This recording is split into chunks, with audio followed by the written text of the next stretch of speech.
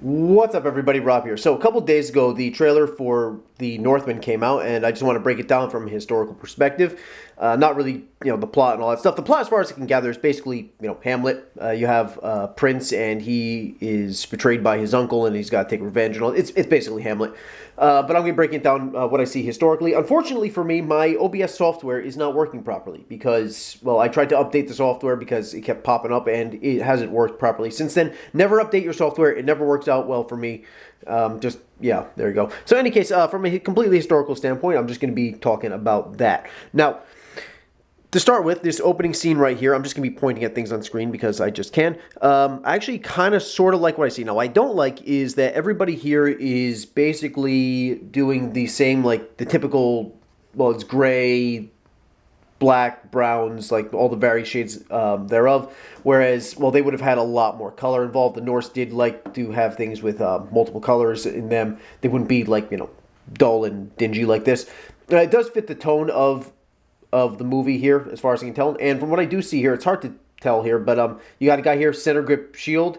It's got a helmet. They all have helmets with center grip shields, and they all have spears. A lot of spears, which is good because oftentimes you only see people using swords, which were secondary weapons. They would not be using them as a primary weapon, but seeing spears as the most common weapon here, or as a very commonly used weapon, it makes me very happy. I am very happy with that. And, yeah, things look pretty good here. This guy right here, they have the long hair. I mean, it looks cool. And Norse did have long hair, or they could have, long hair. Hairstyles are kind of controversial. But if you're going into battle, you would definitely tie that back. So it wouldn't be long hair flowing in the wind or anything like that. It would be, tied back out of the way. These guys here are not wearing any kind of, well, they're not wearing shirts at all. They're wearing, well, they're bare-chested. But that's... I think that's more for cinematic reasons than anything else. Yeah, you would definitely be wearing some kind of armor, or at least, something. But it just kind of looks cool. And you got this guy here on a horse. He's charging in. The Norse really did not use cavalry. They did have horses. They would usually be smaller ponies, and they would use those as a more of a transportation device than as a cavalry thing. They would ride to battle. They'd dismount, fight on foot, and then once the battle was over, they'd mount up again. So... yeah, an actual cavalry charge like this guy's doing here wouldn't really happen, but, I'll let it go. Again, it looks cool. Rule of cool does apply.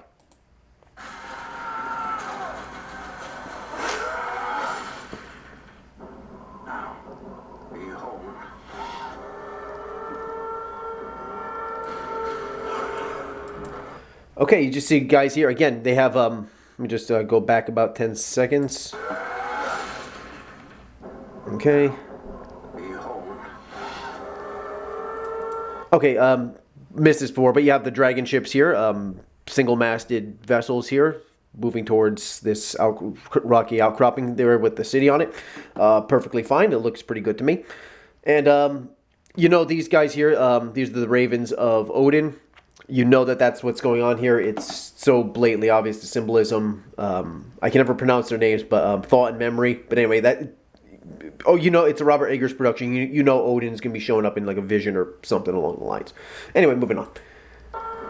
What I wanted to talk out was... Oh, here we go. Yeah, you got these guys here. The guards. They have spears. They have the right kind of helmet. These bowl-shaped helmets with the either spectral piece or the nasal piece. It looks pretty good. I actually don't find anything particularly wrong, and they have also the shields would be painted. They usually be a little more bright than this, but still you have the red cross here in the middle. Even in pre-Christian times, the cross type design was very common, but they also would have animals and stripes and spirals and all kinds of weird stuff.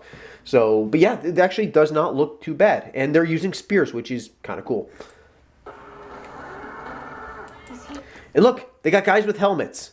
Helmets. They have helmets on. This is a good thing. They actually have helmets. See? He's got a helmet with the nasal. This is a good style helmet. It's got the aventail in the back.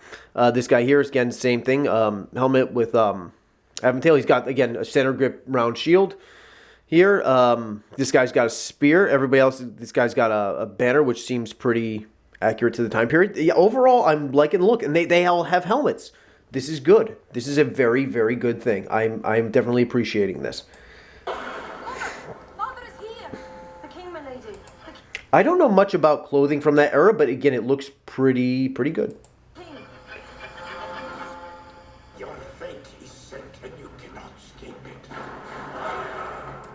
Yeah, the idea of fate being set, that's actually was a very common Norse belief. The Norns, they did not weave your fate so much. I think they believe they carved the idea of them weaving fate. That's more of that's taken from the Greeks, like basically people who had an understanding of Greek mythology and the three fates, three sisters of fate, and they would weave the string of someone's life.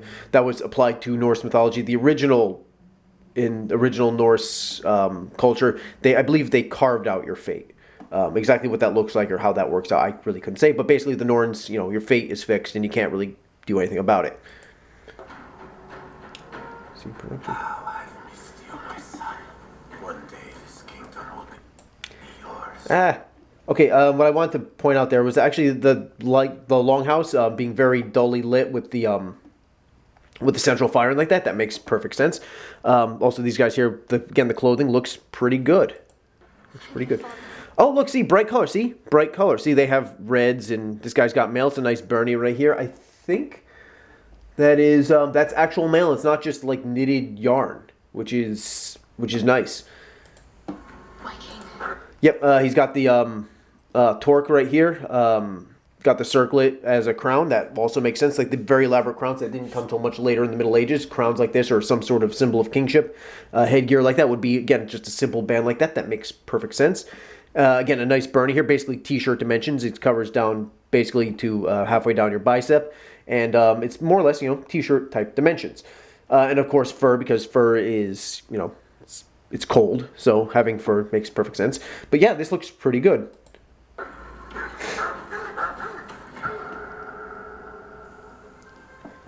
Dogs barking because that's not ominous at all.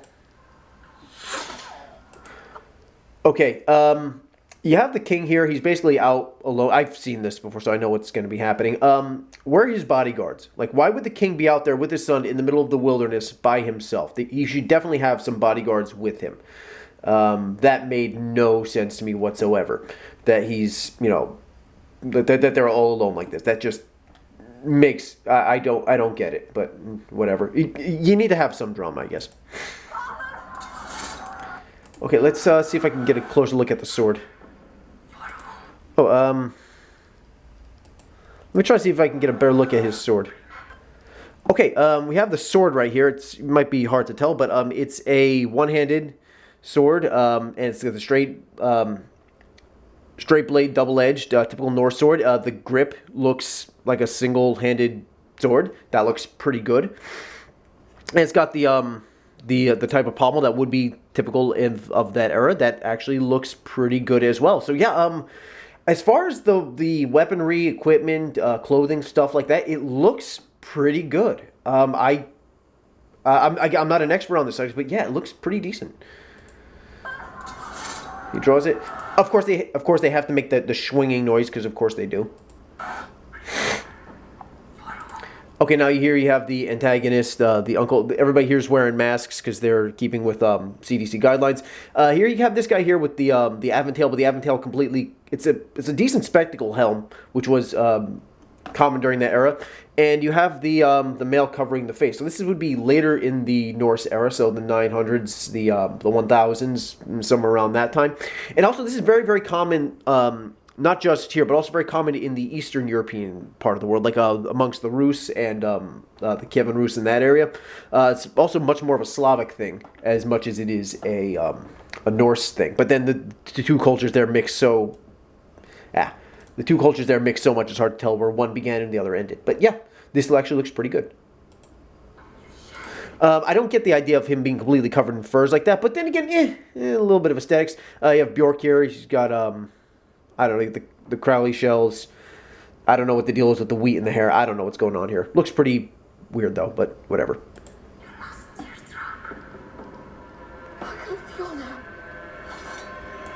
Let me get it back again. I'm gonna edit this. Get back to this. Take a look at his. Okay, so now here we have this is scale armor, which would be used at that time. Not as much as mail. Chainmail was much more common, but it did happen. Is this leather? I think this is metal. This, which would make sense. If there was leather, it would make absolutely no sense because the idea of having the scale like this is that it would be flexible. And if it was leather, like why would you have strips of little cubes or little squares of leather if it's flexible anyway? But the sword looks really good. Little elaborate on the hilt, but again, this guy's probably rich, so he can afford it. This looks actually pretty good. Pretty good scale armor. Very nice. And you have here the hilt of, probably this is a bone hilt of a knife or a dagger of some kind. Intricately carved. Again, perfectly acceptable. I think this looks pretty good. I can feel now.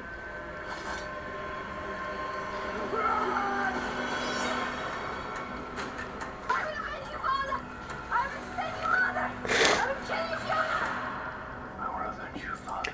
I have a strange feeling that this is going to be an origin story for Eric Northman. Just saying. I will save you, mother. I won't kill you, Fiona. Yeah, because Robert Eggers is directing this, you know it's going to be trippy as all hell.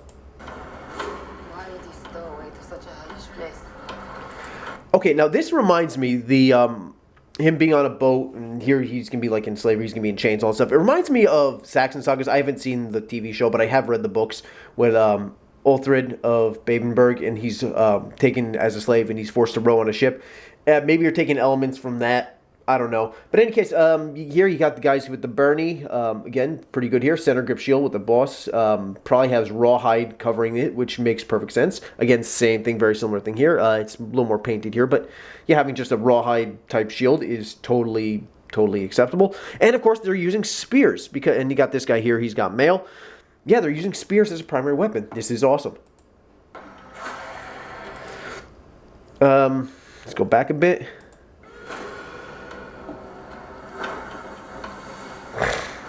Why would you stow away to such a hellish place? Again, simple bowl shaped helmet, bowl style helmet with a simple nasal guard. That is very much historically accurate. That this is looking very good. I'm actually very happy about this. To find what was stolen from me. And what is that? The kingdom. Okay, now his sword right here. It looked like it was let me take a. Yeah, right here. Yep, there we go. It looks like it's a single-edged sword, which is very unusual. They did have them. The Norse absolutely did have single-edged swords like this. He's using it two-handed as well, which is also very unusual. It's a one-handed sword, and it's got a one-handed grip, but he's using it two-handed. I have no idea why he would do that. If this guy's a skilled warrior, which no doubt he would be, somebody of his social class, why he would be using it two-handed is beyond me. He should be able to use it one-handed effectively enough. But also, it's a single edge, which is a nice. It did exist. It's a nice kind of change of pace from the typical double-edged sword that you see, which is fairly typical. But they did exist, so I'm actually totally cool with it. You must choose. Hall burnings, yeah. This for your kin, or hate for your enemies. Your strength breaks men's bones. Okay, that is a fantastic way to break your ankle. Don't jump off of anything. It looks cool though. It looks really cool. Don't do it, but it looks cool. I have the cunning to break their minds. Okay, a couple things with that. She said, her words were, you have the strength to break men's bones. I have the cunning to break their minds. Okay, so she's obviously a witch of some kind, a vulva. So basically, in Norse belief systems, magic was the realm of women, and she obviously is one of them, and she can, break people's minds. And I think that's where a lot of the visions are going to be coming from this movie, because that's what's going to be happening. And we got volcanoes here, so this obviously takes place somewhere in and or around Iceland, or at least has some aspect to do with Iceland, because, volcanoes. All right, so yeah, there you go. So we got a vulva, and we have so we got a vulva, and we have it taking place in Iceland. All right, moving on. Night by night, we will carry out my Yeah, he's just creeping along. That looks like something out of a video game, just creeping along at night. Stealth mode has been activated. Stealth is optional for this mission. pledge of vengeance. Okay, we got a guy here. He's got the wolf pelt on. You got another guy here. I think he's got a wolf pelt too. And they're not wearing shirts. They're basically shirtless. So these guys are berserkers, or probably more specifically, they're Ulfhendar or Ulfthendar. I've heard it pronounced both ways. But in any case, they're kind of like Berserkers in the sense that they are trying to take on aspects of the wolf, or of Berserkers would, means bear shirt, so they would wear bear skins. Same thing, but with wolves here. But also, let me just go forward a bit. I'll show you what I mean. I will avenge you, father. Okay, wait, hold on. This is cool. Okay, first off, that was... Are you going to be able to do that in real life? Catch a spear like that and throw it back in one motion? No, because you'd have to basically catch it underhand and move it back. And no, you're not doing it. But it looks freaking badass. But you see him and his merry band of miscreants here. They are all wearing wolf pelts. And like I said, Ulfhendar, and they're trying to, take on the aspect of wolves. Like, it's a very totemic type thing. But also, it's a very interesting...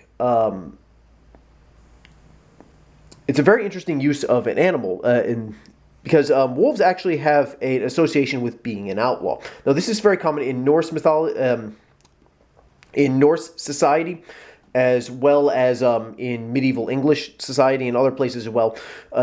There was the concept of outlawry. Basically, you were declared outside of the protection of a law. They did have the death penalty. Yes, that is true. But more often than not, we would be declared an outlaw, which basically means anybody can do anything they want to. Like, if you killed somebody and you were declared outlaw, that person's relatives can take vengeance on you with no repercussions. And these individuals were oftentimes associated with wolves. In England, in medieval England, like Robin Hood and his band of merry men, they would oftentimes be referred to as things like wolves' heads, basically, a thing to be hunted down, a pest. In Norse society, there are actually two words for wolf. There's Ulf, U-L-F, Ulfhendar, wolf people, and there's also Varg, which means wolf, but also implies something like a pest, or again, something to be eliminated. So I don't know if this was intentional or not, but by having them in wolf pelts, these guys are obviously on the lower edge of society. Like, these guys are not, they're obviously rebels against the evil uncle and all that stuff. So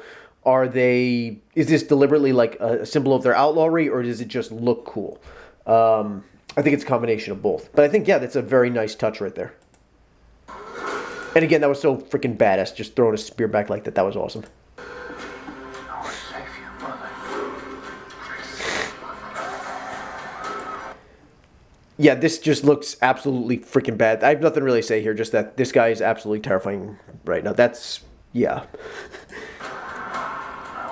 Oh, okay, horns on helmets. Yes, whenever you hear in history or anthropology or sociology, someone says something has likely symbolic meaning, it basically means we have no idea what the hell this thing is, but we don't want to sound like idiots. But yes, they actually did use helmets with horns on it. That is historically accurate, and they did use it for ceremonial purposes. Yes, that is absolutely true, and there's obviously something.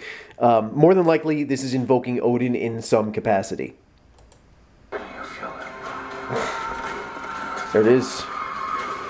Okay, crazy Valkyrie right here. Something I did pick up. Hold on. Yeah, okay, here we go. This is completely stylized. There's nothing historically accurate about this, except if you look at her teeth right here. You have to zoom in on it. But anyway, there's these stripes that are carved into her teeth right here. Or these things. People say they look like braces. It's actually not. The Norse actually did, not all the time, not everyone did this, but some people would do, is they would carve little grooves into their teeth like this, and then they would take blue dye and fill it in there. And it's completely an aesthetic choice. It serves no purpose. Actually, I would recommend you not do that because of obvious, hygiene reasons, and like you're carving open your teeth, which is a stupid thing to do. But yes, this actually is something that the Norse actually did do. Not very often, but it did happen. So yeah, carving grooves into your teeth and staining it blue did happen. And you got this weird dragon thing right here. I don't know what that is, but it looks cool.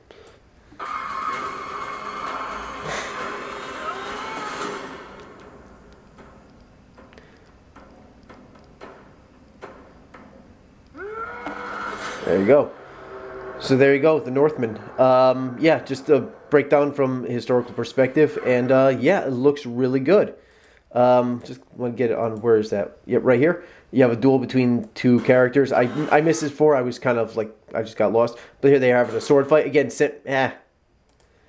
Anyway, yeah, center grip shields. Let me get to it. It's a blink and you'll miss it thing.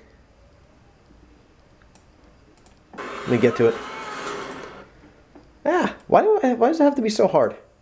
There we go. Anyway, again, standard grip shields, the typical Norse sword, single-handed, double-edged, straight blade.